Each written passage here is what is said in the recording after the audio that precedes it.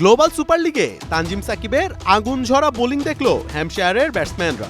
Aggression, speed, control কি ছিল না এই টাইগার পেসারের মধ্যে। তার এক একটি ডেলিভারিতে চোখে সর্ষে ফুল দেখেছে শান মাসুদরা। শুধু বোলিং নয়, এদিন ফিল্ডিংয়েও দুর্দান্ত ছিলেন তিনি। ইনিংসের দ্বিতীয় ওভারেই তানজিমের হাতে বল তুলে দেন অধিনায়ক ইমরান তাহির। ক্যাপ্টেনের আস্থার প্রতিদান দিতে সাকিব সময় নিয়েছেন মোটে 4 বল। গায়নার হয়ে প্রথম ব্রেক থ্রুটা এনে দেন তিনি।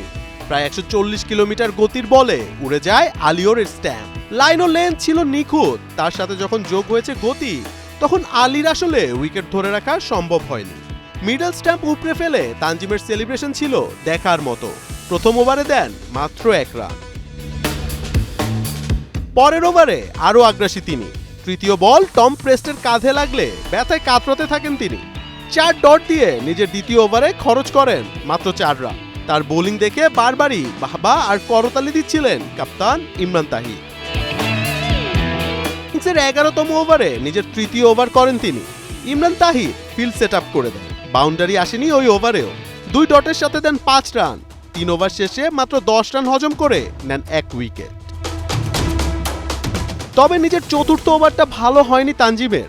1 ওভারেই তার হজম করতে হয় 2টি ছক্কা।